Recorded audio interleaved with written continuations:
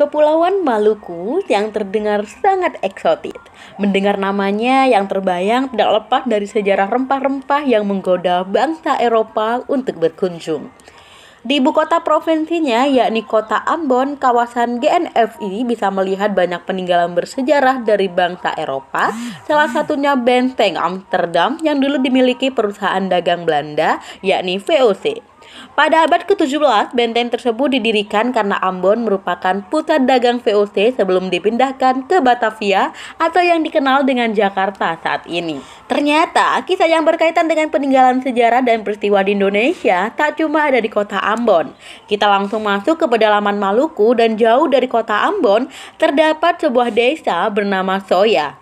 Di sana ada sebuah peninggalan bersejarah yang menarik di Desa Soya, atau sebutan resminya Negeri Soya, yang merupakan kerajaan tertua Jazirah Timor Maluku. Namanya Tempayan Soya, yang konon katanya adalah wadah air yang tidak pernah kering meskipun pada musim kemarau. Negeri Soya sebelumnya disebut dengan Kepulauan Zoja, adalah sebuah kerajaan di Pulau Ambon dibentuk sekitar abad ke-13. Negeri Soya dipimpin oleh raja bernama Latu Selemau dengan permaisurinya Peraina. Negeri Soya terletak di puncak gunung kota Ambon dengan puncak Sirimau sebagai ikon utama kota yang merupakan cikal bakal berdirinya kota Ambon. Secara administratif, Negeri Soya termasuk dalam wilayah Kecamatan Sirimau, kota Ambon yang terletak di barat kota Ambon dan berada di kaki gunung Sirimau. Letaknya berada di ketinggian kurang lebih 464 meter dari permukaan laut dengan membawahi 4 dusun dan 19 rukun tetangga atau RT, meliputi Dusun Sohia, Kayu Putih, Dusun Tabea, Jou, dan Dusun Air Besar.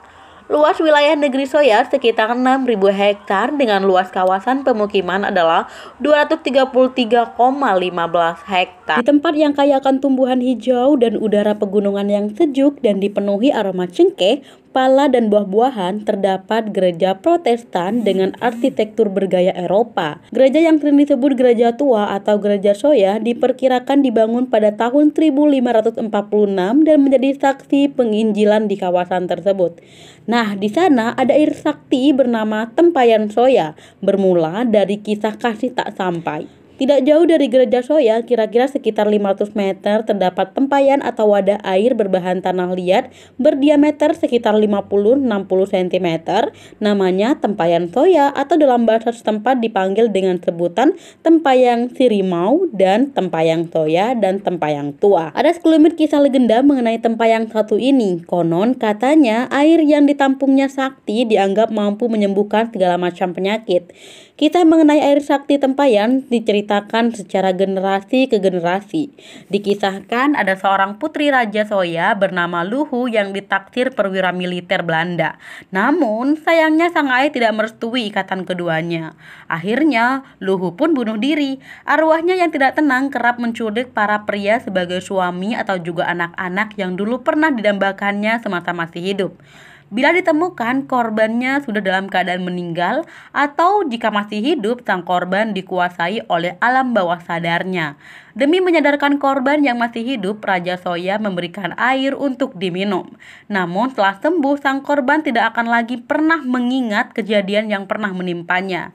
Air penyembuh ini berada di dalam sebuah tempayan yang berlokasi di ketinggian Sirimau. Ya, tempayan itu adalah Tempayan Soya. Kini, untuk ke sana, para pencong mesti menapaki anak-anak tangga dari Gereja Soya. Air suci tersebut hanya diambil pada setiap bulan Desember dalam sebuah gelaran adat.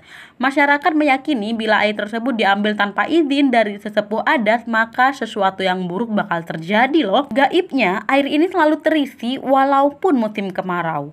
Air di dalam Tempayan Soya disebut tidak pernah habis, selalu ada, bahkan ketika musim kemarau. Embel-embel sebagai tempayan sakti, gaib, dan mistik berkembang di masyarakat. Tak ayal jika masyarakat meyakini jika tempat diletakkan tempayan tersebut dianggap berpenghuni atau memiliki penjaga. Masyarakat bisa menyebut penghuni tempat itu adalah penggawa atau orang yang tak nampak di mata atau tak kasat mata. Penggawa itu dipercayai sebagai leluhur negeri soya. Karena kisah mistik itulah tempat soya sering juga dipanggil dengan sebutan tempayan setan.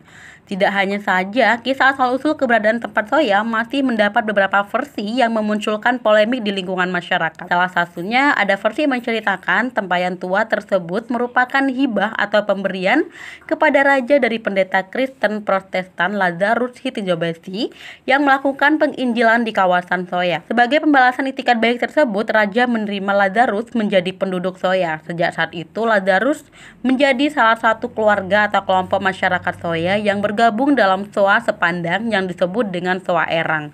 Dalam versi lain nih ya, menyebutkan tempayan tua tersebut merupakan kenang-kenangan untuk Raja Soya yang diberikan oleh Kerajaan Majapahit atas pengakuannya terhadap kerajaan terbesar di Nusantara.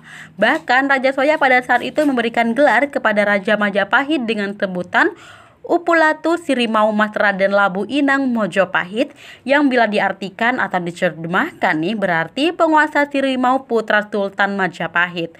Dan juga beberapa sumber lain menuliskan ada Latu Selemau Lam Raden Mang Sultan Labu Inang Mojopahit atau penguasa Selemau Tuan Emas yang jantan putra bungsu Sultan Majapahit. Suatu hal yang dianggap gaib terkadang ada penjelasan ilmiahnya, termasuk tempayan soya yang bisa berisi air walaupun musim kemarau. Namun masyarakat setempat masih percaya kalau air yang berisi dalam tempayan tersebut merupakan sebuah bukti nenek moyang mereka yang sudah tiada masih menunjukkan eksistensinya di dunia. Dan mungkin sebagian besar teman-teman ada yang percaya atau tidak ya. So, itu aja cerita untuk malam hari ini. Kita berjumpa di segmen selanjutnya. Jika kamu suka dengan video ini, jangan lupa untuk tekan like, komen, dan subscribe, serta aktifkan notifikasinya agar kalian tidak ketinggalan jika ada video baru dari channel ini. Bye-bye!